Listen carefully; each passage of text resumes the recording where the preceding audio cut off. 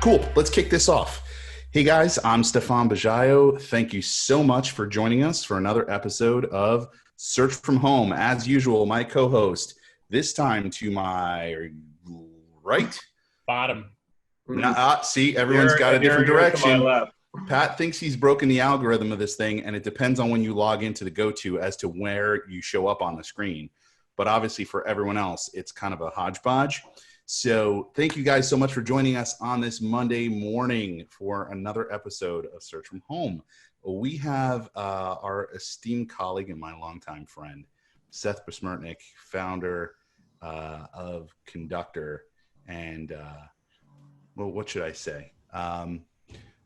Man who's led a crazy, winding road of a entrepreneurial journey that I've chosen to follow for the last 12 years. So lots to talk about today with Seth. I'm really excited for him to get into organic, why it's so important, a little story maybe on how Conductor evolved to where we've gotten to, not meaning to be self-promotional or navel-gazing by any means, but it's an interesting tale that I think everyone can learn from as an entrepreneur and as a business leader, and really great insights. So now that I've set the bar here, Seth, feel free to like limbo underneath if you want.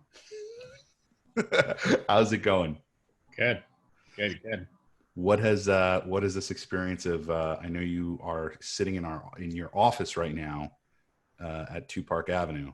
What has this experience been like for you so far? I know you're not a big fan of working from home. Well, first of all, thanks for the nice introduction.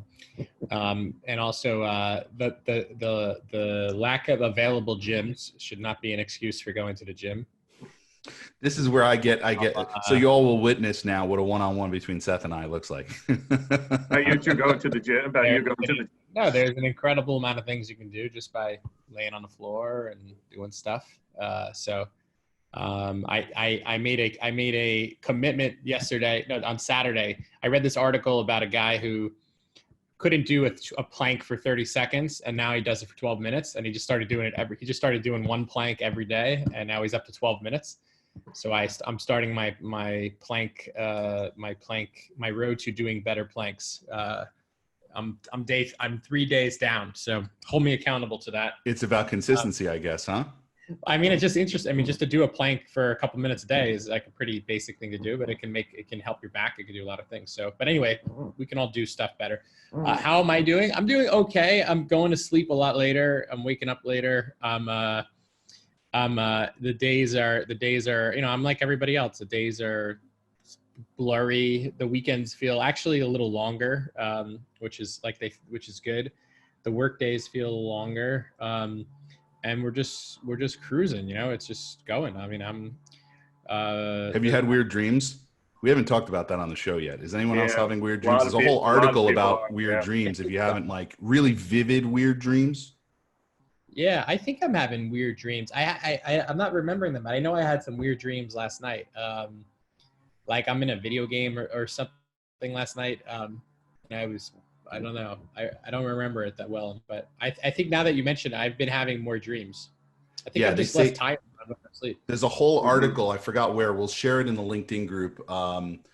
There's a whole article about how I guess we are more like, because of the stress of being in quarantine, we're more susceptible to all of these, like, I guess more of our stressors come out in our dreams, and we're more able to, I don't know, someone's putting something in chat. It might actually be the article, but we'll make sure to share that with the group.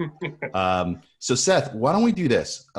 Let's start off, for anyone who doesn't know, like, the story of Conductor. Forget like the actual products and what we do as a company, but like the actual story, right? I remember the last conference I went to in DC, someone came up to me and said, yeah, you're from Conductor. You guys have like 9 lives.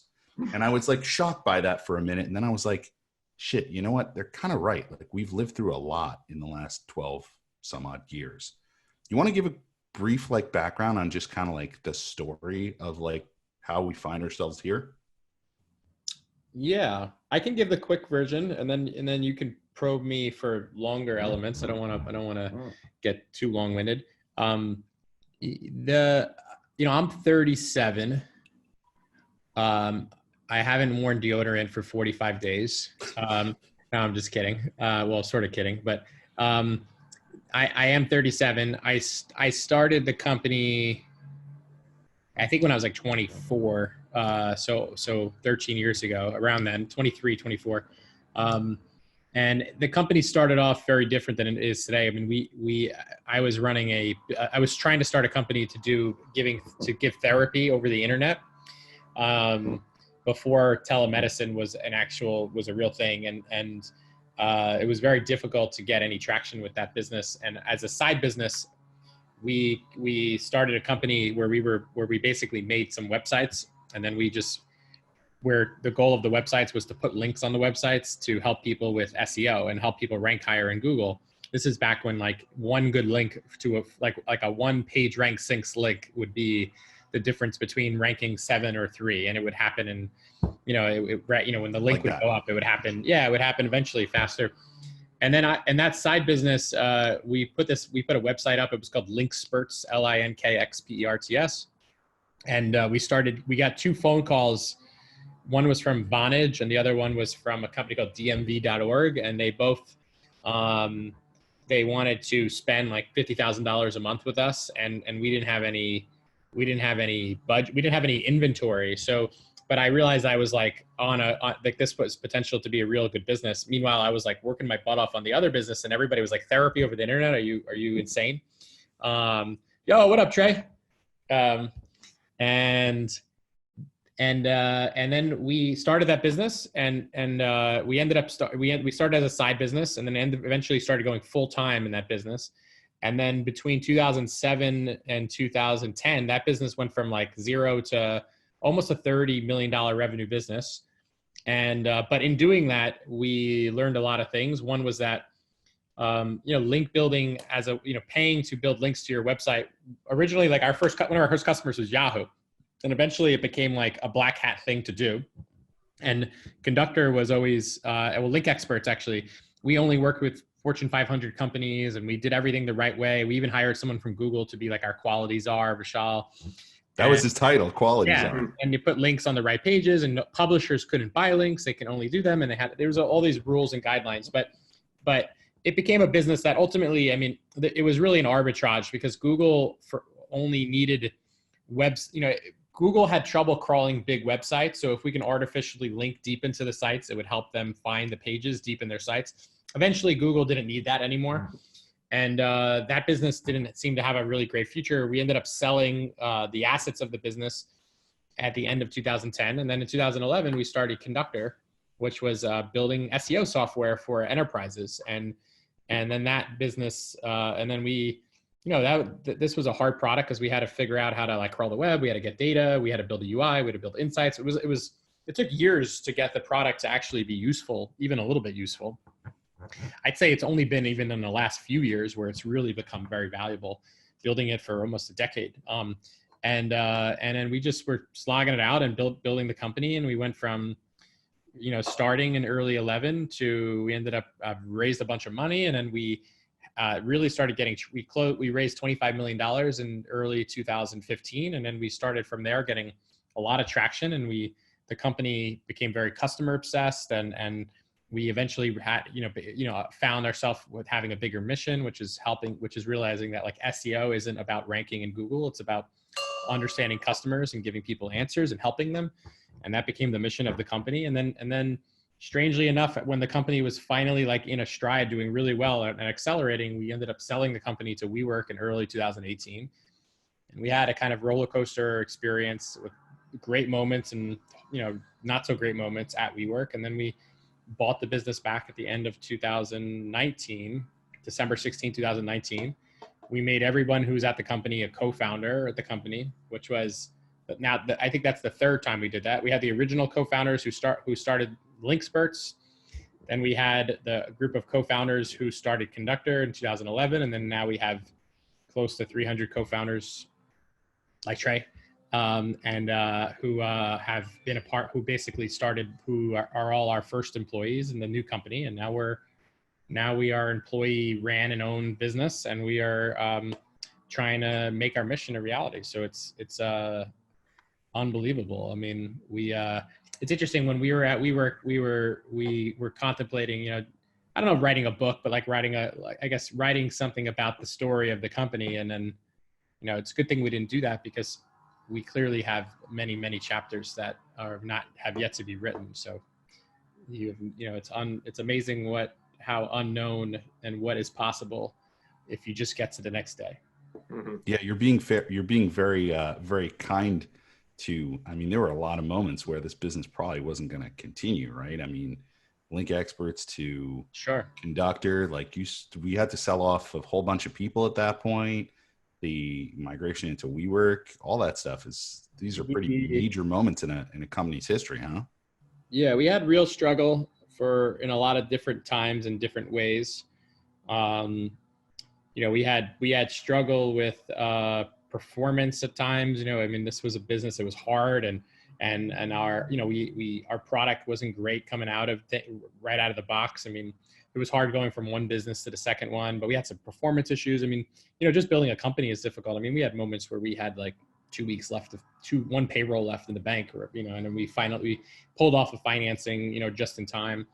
And then I think that I'd say the scariest and the hardest time was probably coming out of WeWork, right? I mean, you know, it's interesting, you know, when you are running a company in a normal circumstance, you're in, you know, even though you might have the very difficult problems, you're still in control. Like even right now with COVID, we're in control in a lot of ways, right? I mean, we can't control the virus and we can't control how companies react to the virus, but we can control how we react to the crisis. When we were at WeWork, it was very difficult because we didn't know whether, you know, we were waiting for them to decide. I mean, were they going to let us buy the business back, and what were they going to do? And, you know, it could have been very easily one irrational decision that someone makes a mistake and says, you know what, let's do this. And all of a sudden, you know, 10 years of our hard work would be thrown out the door. So we, fortunately it didn't happen, and quite the opposite. We kind of miraculously surfed out of a tsunami and we landed in a field of gold, what to say. But it could have been a different way. So that was very hard. Is that a Sting reference you just made? Field of Gold? Oh, God. Seth, I mean, I don't like that song, Field of Gold. What? Okay. Show's over. Like, just to play that car over and over again. I was like, why were they? You know, Stefan has a Sting T-shirt on underneath all of his other T-shirts. So T-shirt, it's a tattoo. I think another interesting thing about Conductor through the years is the loyalty that the brand has built up, both internally and externally. I mean, you have two guys here. You know, Stefan's been working for you for 12 years. I'm coming up on my 5-year employee anniversary, but I also was a customer for 5 years, so my 10-year, you know, Conductor anniversary on both age. How do you think, like, as the CEO, did you keep that? You know, how did you get, you know, we have a lot of people who've been in the company a long time. How did you keep people motivated? How do you keep people happy? Just talk about the culture of Conductor. I think that's something that a lot of people would like to hear about. Yeah. Okay. Well, I'll do some confessions here, right? So, you know, I've sort of learned this, I'd say, in the last 5 years. But Conductor has been a place we've won a lot of workplace awards, and we've had, I think, generally, like, very, you know, over the years, very unprecedented levels of retention of people and very high tenured people. And but I think that when we started the company and into the first, you know, I think as a human, I have like a fear of abandonment, you know, and I know this is not by any way from anyone to feel bad for me, nothing to feel bad for me about, but like, you know, like I had like my mom moved out of my house when I was like 10 and a young kid. And I think I had this like fear of abandonment. And when I created the workplace, I just was like, I want to make a place that no one ever leaves. And for many years, Conductor, and it's interesting when you have that deep motivation, it's like when you're really always thinking about how do you make it so no one ever leaves, it causes you to make a company. It just causes you to just obsess over a problem, right? And why do people leave? They leave because they're unhappy. They leave because they're not motivated. They leave because they are not challenged. They leave because they don't believe in the vision. They leave because they don't trust their leadership. They leave because they're not getting paid well enough. You know, there's so many different reasons why people leave. And I think I started to say, well, how do we, you know, I think how do we create a company where people actually like it becomes like a safe place for them, right? A place where they can find friends and they can be honest about who they are and be open about their problems and be a place where they can, don't have to go to work and have like their cortisol raised like this, from Monday morning to Thursday afternoon, Friday afternoon, just to be like, on edge all day because they don't know where they're going to get attacked from every moment. And I think we did that. And I think that over the years, we've been trying to say, okay, we don't want to just be the best place to work. We want to be the best place to win, because if everyone loves the job, but your company's getting your ass kicked, and that's not really fun either. So success is a big part of satisfaction. And I think that we have, over the years, I mean, we've been trying to get that right balance of how do you do that. And, it's interesting. I think building culture is less, in some ways it's less difficult than it's made out to be. It's decide what you want your culture to be, which is what are your values, what are the things you believe in, and just be that and act that and do that. Your culture is not what your executives or your CEO says it is. It's when it's like when a new employee starts, what do they think the formula to success is? What kind of decisions do people make when there's nobody in the room or nobody paying attention? And does your leadership act the way, do their actions represent the intention of the values of the company? And for us at Conductor, I mean, I've gotten pretty far with just by being honest with people and being direct and honest and candid, and we tend to attract people who like that. So that's I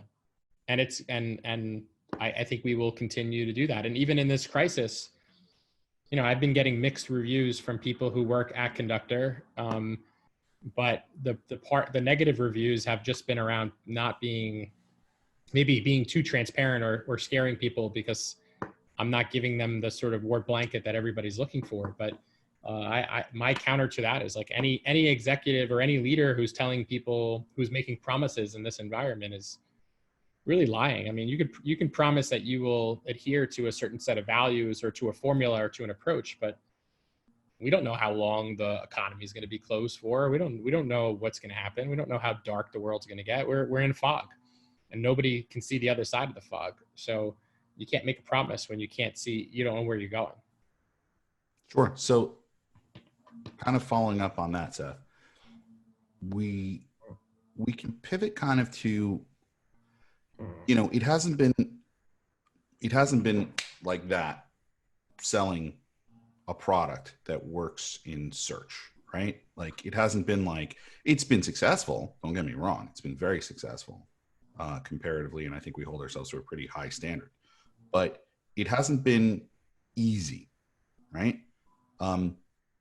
Why do you think that is? Like, why do you think SEO has been so hard to get adopted in so many companies for so long? And then second point, where do you think it goes now? Is this the watershed moment we've been waiting for people to like recognize something they haven't?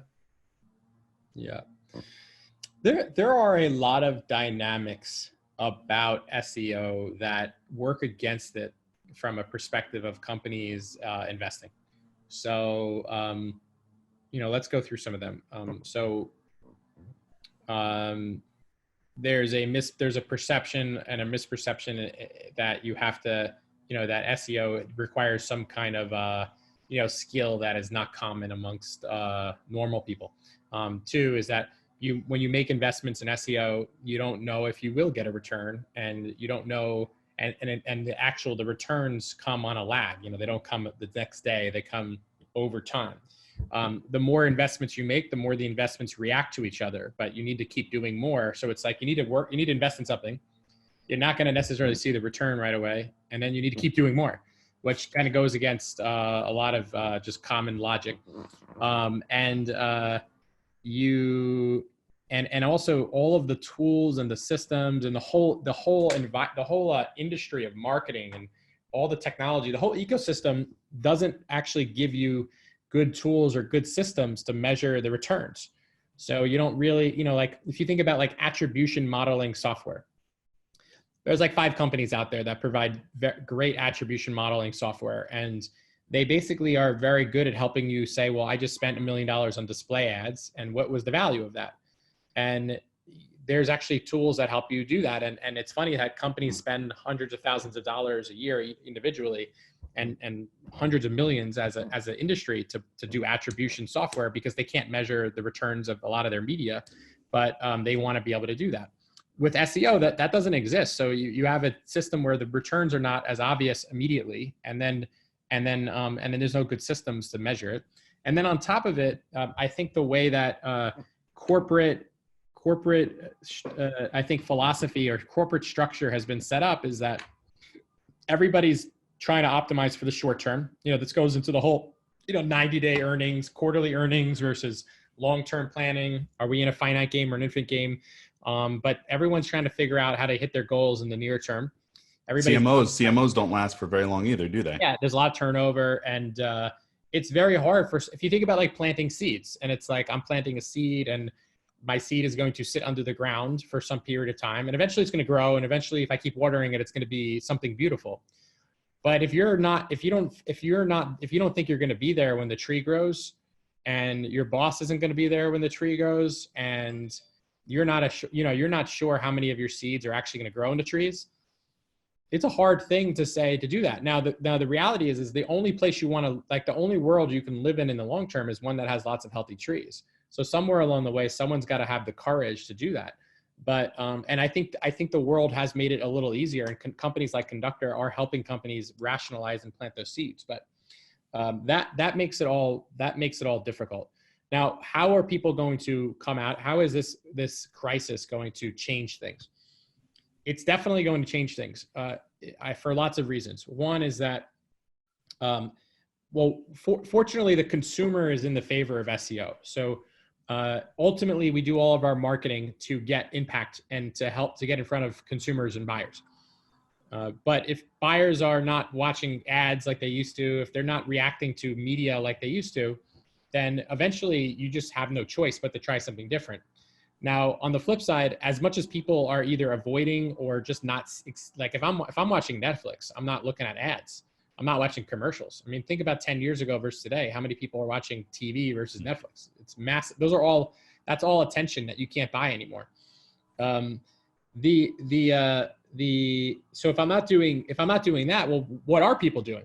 Well, they're searching like crazy, right? They like, if you think about it, every single decision that you make in your life, maybe 99%, everything. My daughter wakes up and her skin is red, or I have a feeling in my body, or I wonder how a baseball bat is made, or any single thing you can think of. B2B, B2C, you're Googling it. You're going on YouTube. You're asking Alexa. So there's like 20 billion searches that are happening every single day. And what's cool is that it's not that Google or Alexa gives you the answers. It's actually, they don't really give you any of the answers. They give you very few answers. Who gives you the answers is companies. It's businesses, it's organizations, it's nonprofits. They come up with the information. And it's interesting because every company has a lot of wisdom. Every company has a lot of knowledge. If they can actually just connect the knowledge with the people who are looking, then that's super interesting. So I think that the inertia of the world, the wind is blowing in the place of, well, people are looking now. If you don't want to take the risk and try to be the one that's going to give the answer, that's okay. Someone else is going to do that, because no matter what, someone is going to answer the question. And then that company is going to build trust. That company is going to take your market share. And then eventually you're going to say, well, why is this little company beating me? Well, they're the people who show up and you don't. And for the new buyer, the new consumer, your position in search is your position in the market, right? Those are not separate things. So I think that companies right now are starting to see that. I think companies are realizing that when they peel back their media and they're doing a lot of cutting back now, as they should, they don't necessarily have a stream of traffic coming in like they should. There are some businesses that have made content investments, that have made a lot of SEO investments, and now they're able to sit there and say, listen, we're going to scale back our PPC or scale back our marketing, and we're going to get this traffic every single day, and it's free traffic because they made the investments 6, 12, 24, 5 years ago. So I think now is a great time. If you're in the world right now and you're like, well, I'm not going to go buy a bunch of media because people might not be buying, but I still want to do some marketing. I'm not going to just go in a survival mode and just like prolong my death. Well, what should you do? Plant seeds. plant seeds for 3 months, plant seeds for 6 months, plant seeds for 8 months. Well, what does the metaphor of planting a seed actually mean? It means create content. Create content that is really useful, that helps people, that answers questions. What are the problems that your customers have? How are you solving them? Take the content you have and make it better. Make your site more useful. Make your site more valuable. Make your site more compliant with modern day best practices. Make your site faster. And make these investments. You put money into something to get a return. Make these investments today, so when we come out of this, this mess, you're going to be sitting there with a lot of the answers, and you're going to be sitting there and you're going to have made these investments and said, wow, great. It was great that we made these investments. And if you look at the investment in SEO over a long period of time, like 24-month window, the ROI is unbelievable. It's the highest ROI that you can get probably in anything in marketing. If you look at it on the same day, like I just spent $1,000, I made a piece of content, there's no ROI. You lost your money. But that piece of content is like an asset. It doesn't go away. It keeps providing yields. And if you have more and more of these assets giving off yields, then you're in a spot where you have a real competitive advantage. Yeah, I think that's a great point, Seth. And I think one of the ways that people don't necessarily look at that asset too is they think just because it was generated by search means it should be measured by search, right? So it's like you write a great piece of content to serve a need that you discovered via organic research, right? And so you build this great piece of content, you're hoping it's going to rank. But in the meantime, the tree that you're growing, right, while it may not be a full tree yet, it does provide shade, but it also can provide cool, it might have flowers. There are other aspects, right? So if I take that analogy and put it aside for a second because it's not working as well as I want it to, but if you take that piece of content and you share it via email or you promote it on your homepage, all of a sudden the value of that content is not just going to be limited to how well it ranks. It's going to be a valuable piece of content that's going to have value to all channels, right? And that's something that's, just because it was discovered in search doesn't mean it needs to only be measured in search.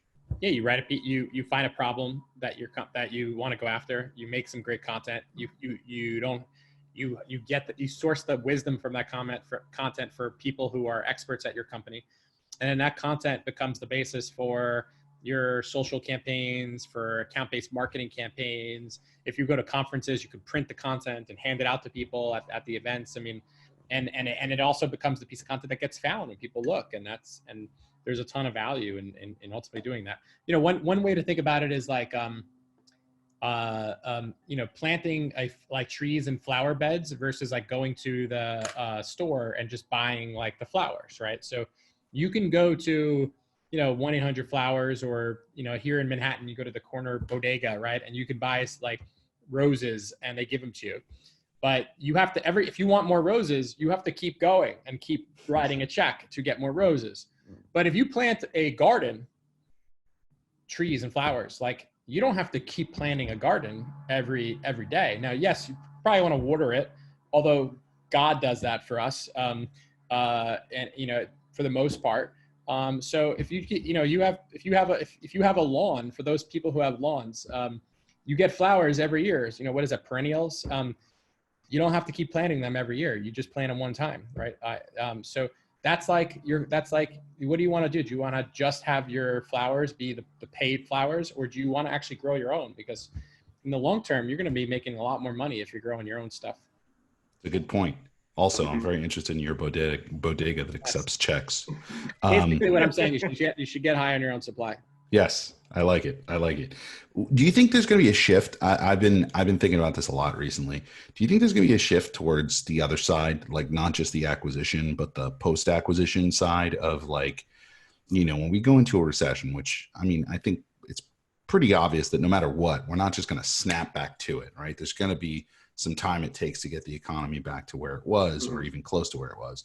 Do you think that people are going to start focusing a little more on the other side, like the post-acquisition content, the FAQs, the stuff that helps people on the other side, just because they have to worry more about retaining customers, not just gaining them? Yeah. So a couple of our biggest customers, both in terms of how much money they spend with us, but really also just the biggest companies in the world, that's actually all they do with Conductor. They just focus on support. So what are my customers searching for, my actual customers?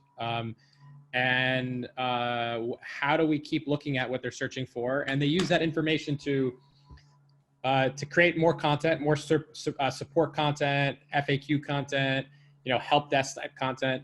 They use that information also to improve their products. Like, hey, everybody is searching for this problem. I can make all the content I want about it, but it doesn't fix the problem. And then they'll send it to their engineers and they'll actually fix the problem. So using, it's not just about acquiring customers. You have the whole life cycle. It's like someone's doing research. It's like someone's doing research. How do I keep my family safe? How do I do the laundry? How do I get a stain out of a shirt? Doing the laundry. And then it's like, how do I use these little Tide Pods? Like, what's the best way to do them? Are they safe? Like these are questions customers ask Tide, right? So they should show up for that. They shouldn't have some third party providing the answer.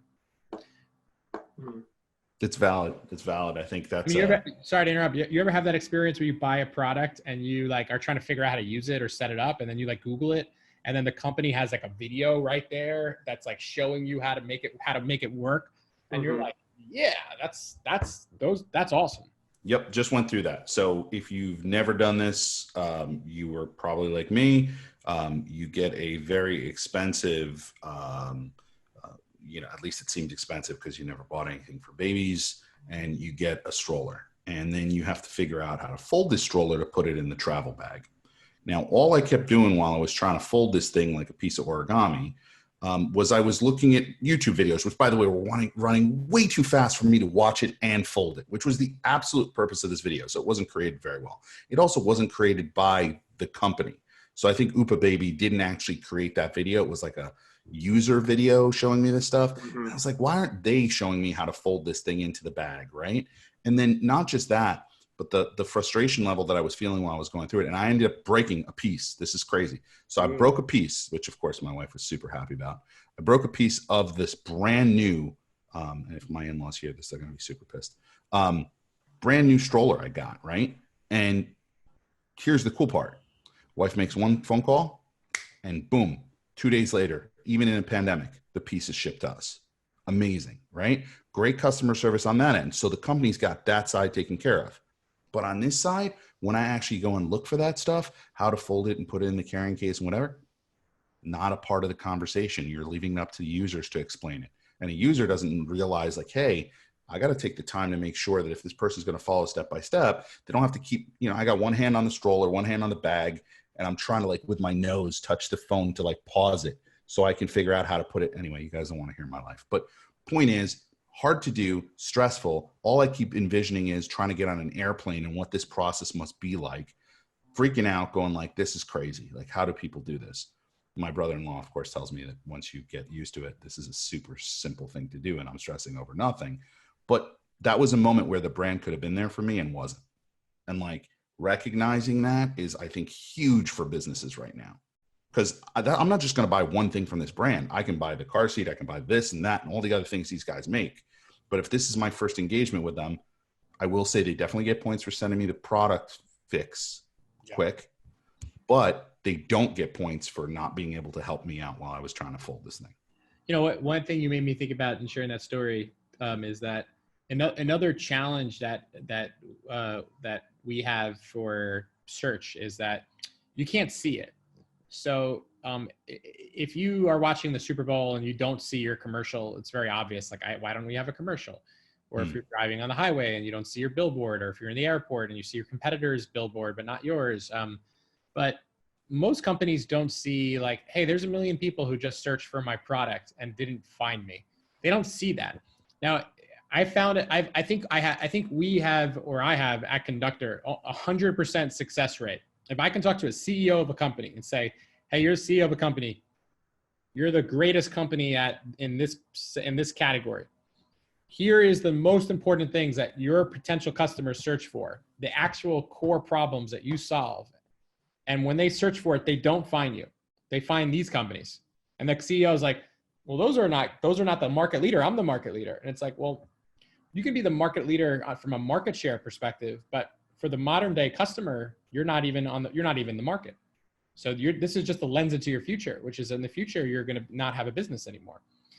And almost 100% of the time, those turn into customers and turn into companies that get this really, really right. And they put a lot of investment into it, make it really right. So if you can help, I think for all of us that are in this community, helping our leadership see things, helping them see what they can't see, because once you see something, you can't unsee it. And we have to help people realize that your customers are searching for problems. And right now, if you're not, you're not being found, and someone else is basically, it's almost like, I don't know, this is a bad analogy, but if you're married, and let's just say you have a significant other. So I'll use, in my case, I'm married, I have a wife. Although this is not it works in any kind of relationship. And every time my wife had a problem, she called some other guy. Some other guy was giving her the answer, right? Like this would be a problem eventually, right? I think, if every time she has a problem, I don't know that she has a problem, and then she's talking to someone else about it.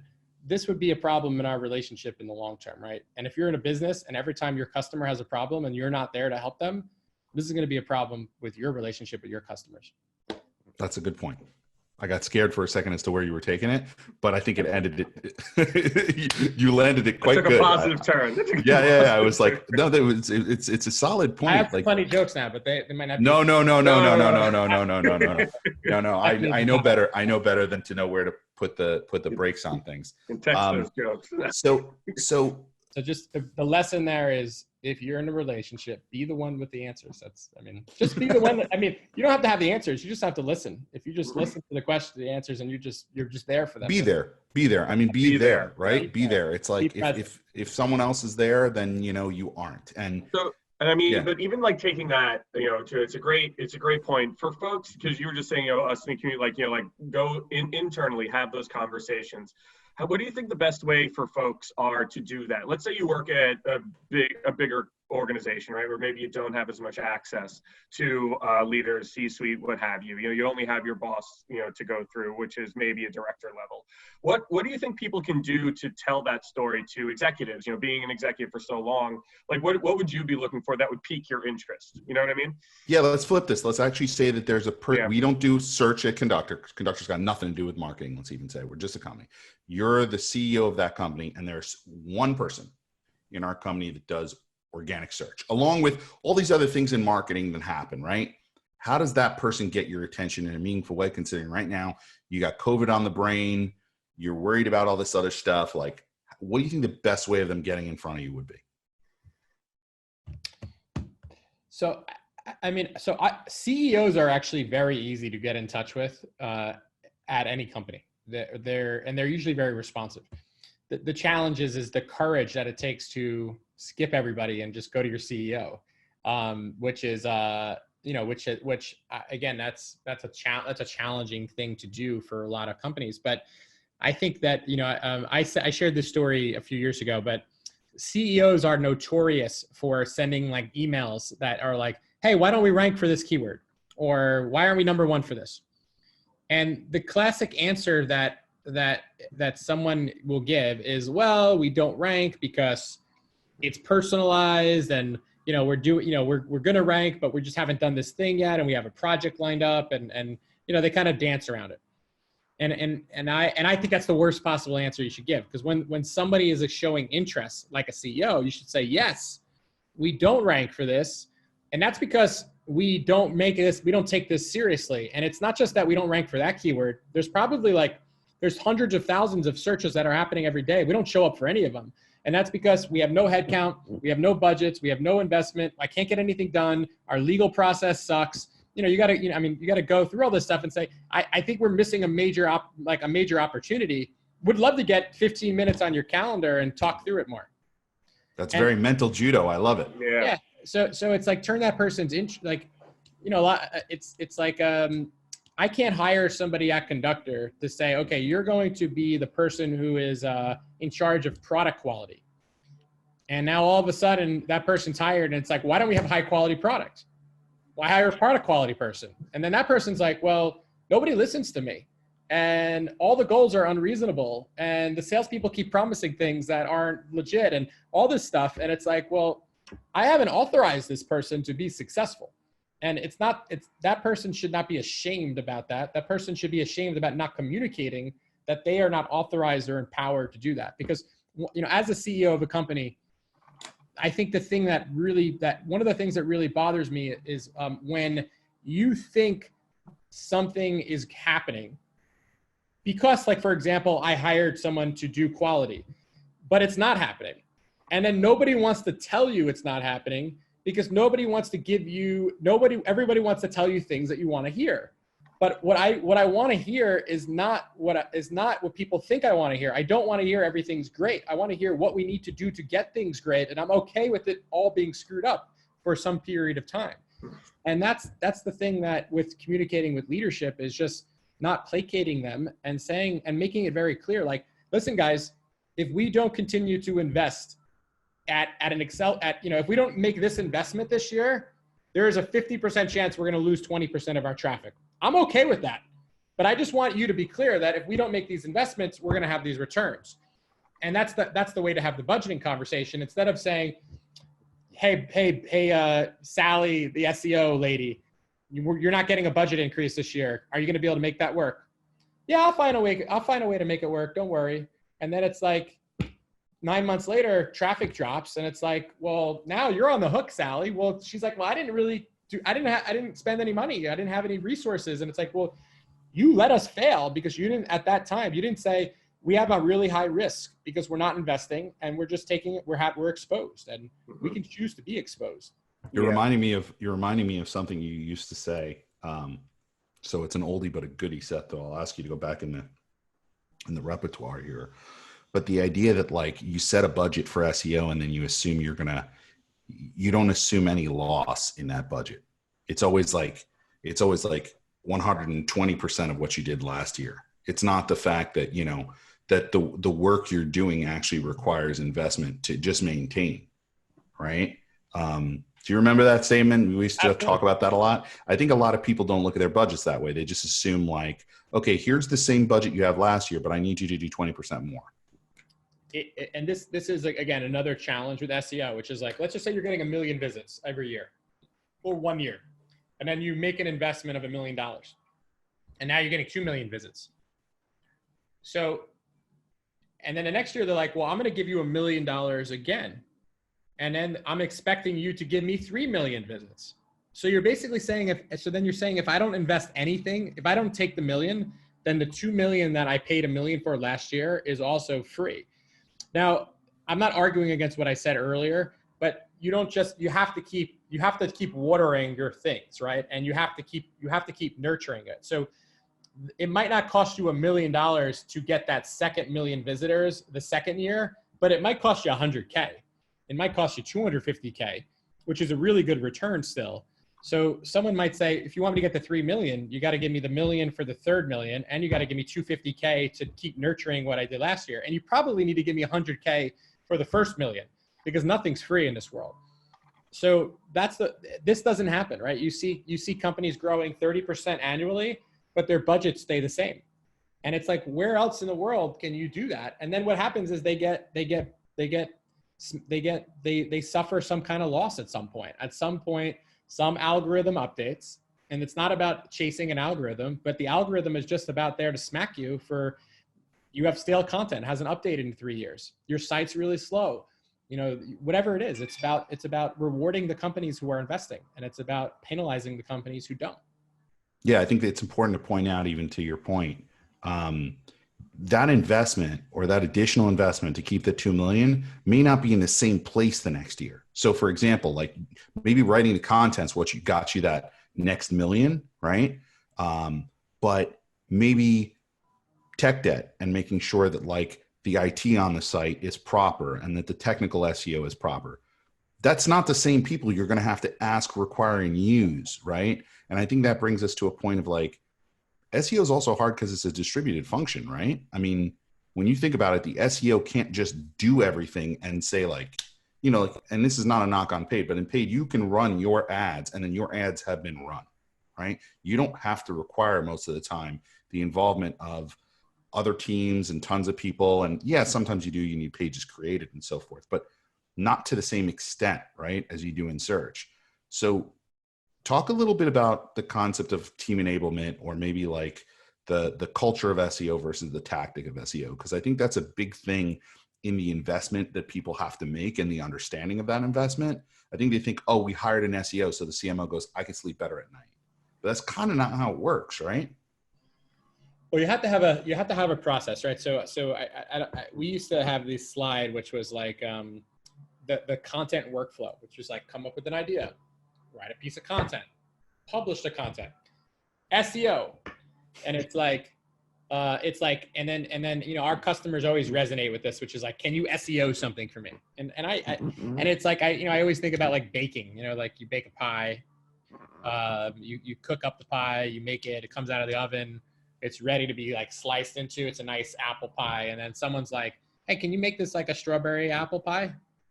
And you're like, well, I cooked this thing, you know, like it's like I gotta like crack open the top. I mean, it's gonna be like demented, you know. I mean, it's gonna be, and it's not, and no one's gonna pick. If I make a demented apple pie, it's not gonna. No one's gonna buy it at the bakery, right? They're gonna pick the ones that look normal, right?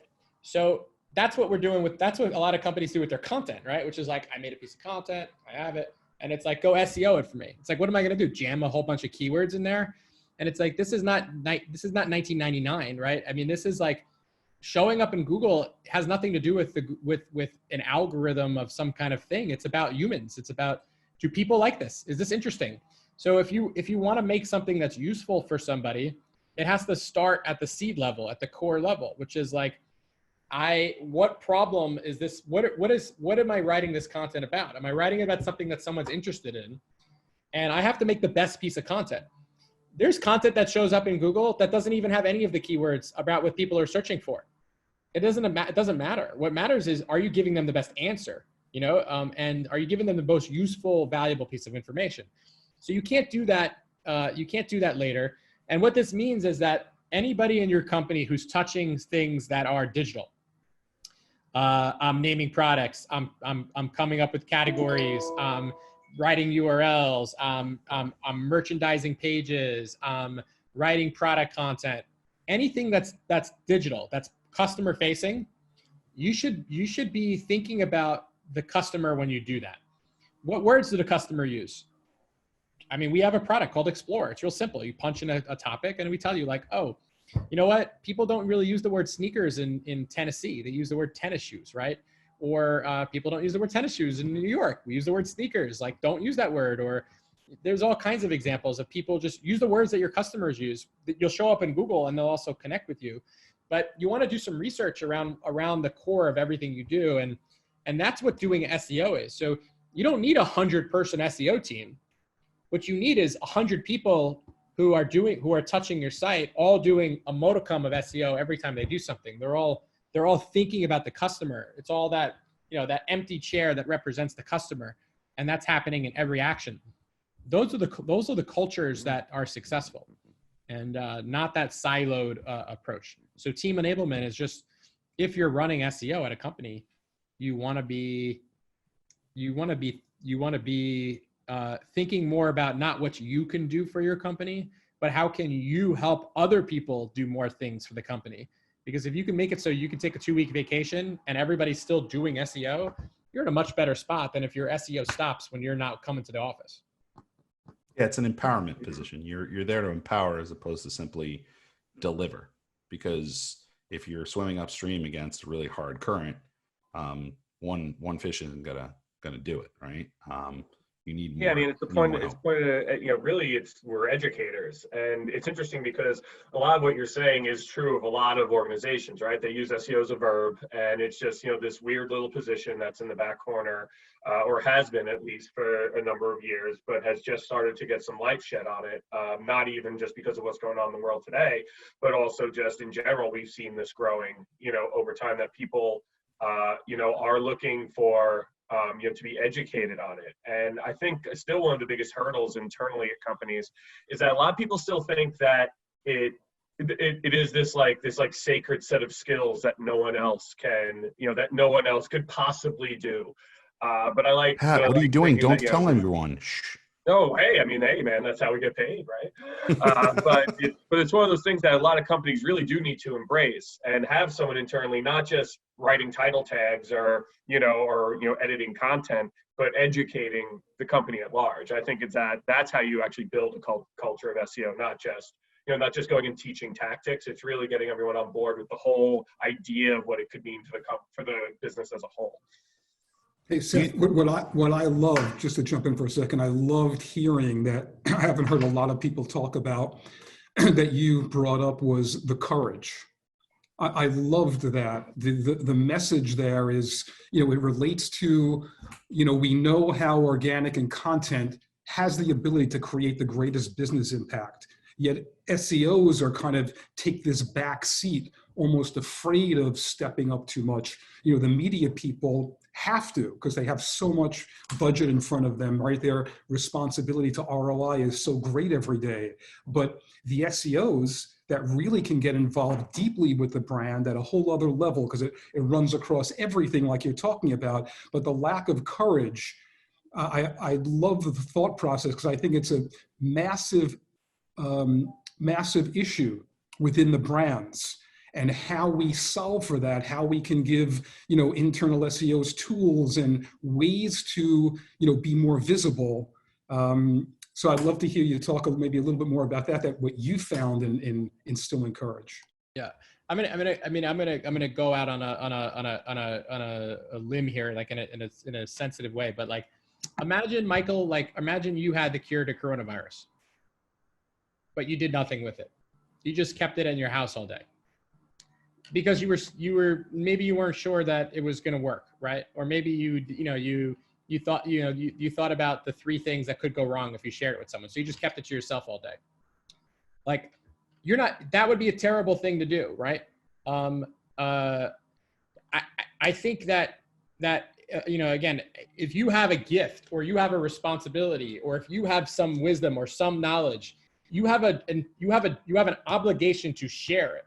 So if you've taken a job at a company and you are an SEO person, so you're now looking at all the people who search, all the people who don't find us, all the competitors who are getting found, but then you're not telling anybody about it, then you're in some ways, you could say that person is really like breaching their fiduciary responsibility. And you know what? They were not ready for the responsibility that they've chosen to get.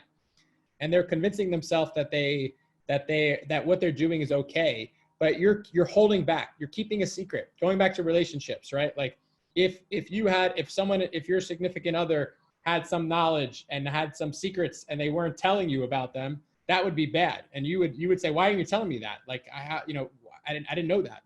If you have a person in your company that's holding back from telling you what's going on, that's very bad. And I know, again, as a CEO of a company, one of the most frustrating things is when you find out something from someone that they've known for months or even longer, and it was a really screwed up thing about the company, and they're like, why didn't you tell me that? Well, I didn't want to break the chain of command. I told my manager. So I actually wrote a blog post on this, which is called "Don't Be Afraid to Tell Your Boss's Boss the Truth." And it talks about exactly like that, which is like, if you've got something to share and it's valuable, share it with anybody who listens to you, right? But don't hold it back, because you're actually hurting everyone for that. And I think I think we have to help SEO people and marketers learn how to do this in a politically correct and respectful and thoughtful and strategic way, which we try to do at C3 every year. I always try to do something like that. But they've got the keys to, they've got the keys to the customer, and they have to share. They can't hold back on them. No, I love that. I think it's like sharing, maybe a way around this is, share successes, whether it's once a month, quarterly, the couple of wins, but within that, where you're sharing successes, you're sharing not the losses, but the opportunity that we're completely missing. And maybe that'll help senior managers see, shit, I didn't realize nothing's happening around these key areas that, we should be, really ranking for, people should be finding our content. But again, it comes to the courage of being able to speak up, and maybe there's a way we can help SEOs that way. Yeah. Michael, are you on 34th and Park? I'm on 54th between First and York. Why? Oh, gotcha. I thought you were. For some reason, I thought you were right because I was over there for 2 years. I've been back over here for about the last. Look at your building. So I think the show is coming to an end. So we say like, check your customer, check your courage, invest in good stuff, plant seeds for the future. Don't buy flowers, make your own flowers. So that was a very good Ali G summation of the show today. I'll say the following. So one, if you haven't had a chance to check this out, definitely read some of the posts that Seth has written. Not because he's my boss, not because he's my friend, but because he's really smart when it comes to this stuff. Has done a phenomenal job of putting his thoughts down in a really meaningful way. I know he actually labors a lot over writing these kind of posts. They don't just snap out of his head. It takes a lot of time to come up with these things. And I think they're really, if you give them the time and you kind of take them and apply them to your business, you'll get a lot of value out of them. So we'll be sure to share those in the LinkedIn group. By the way, if you haven't joined our LinkedIn group, we're about 220 something. I'm getting about 10 to 15 requests a day. At some point, I'll be doing a show on how to manage a LinkedIn group because I'm figuring that out as we go. So if it's screwed up, mea culpa. In the meantime, make sure you show up for C3. We're going to have a virtual C3 this year, free for everybody. Would love to have you there. All the information will be posted in the LinkedIn group, and we'll also be posting it all over LinkedIn and all over media as well. This week, we have Bill Siebold on Tuesday from Green Lane. He's going to be getting into some of the testing and crazy things he's been doing recently. He's been messing around a lot in a good way. We have Perna Virgie from Microsoft, who's going to start getting into understanding your audience better and some things you can do to get in front of them in a more meaningful way during this time of COVID. We have our friend John Shahada from Condé Nast, who's going to talk about publishers and how they're kind of working and living in this very intense world where they're getting tons of traffic and they're seen as a source of truth or trust. And then we have our good friend Rich Fagan from PC Richard, who's going to tell us all about how a 100-plus-year-old company can thrive, or at least survive, I should say, in the time of COVID. So really excited for this week. Hope you'll check it out all this week, noon. Are you giving out a free refrigerator? Maybe, who knows? I hope. I don't know if there are any left. Based on what I heard about the run on fridges recently, I doubt I'm going to get I don't have the room for another fridge, man. I'm getting kicked out of my own office because I'm having a baby. So anyway, thank you all for joining us. Thank you, Seth. This was awesome. I feel like I got a lot of insights, even though I've heard a lot of these things in the past. A lot of the new perspectives I think were really valuable. Let's keep the conversation going in the LinkedIn group. Really excited to have you all here. Thank you so much. Come to C3, people. It's going to be fire, baby. Come to C3. It's going to be fire. Absolutely love having you all here. Stay home, stay safe, stay connected, and we'll see you guys tomorrow. Thanks, guys. Bye, everyone.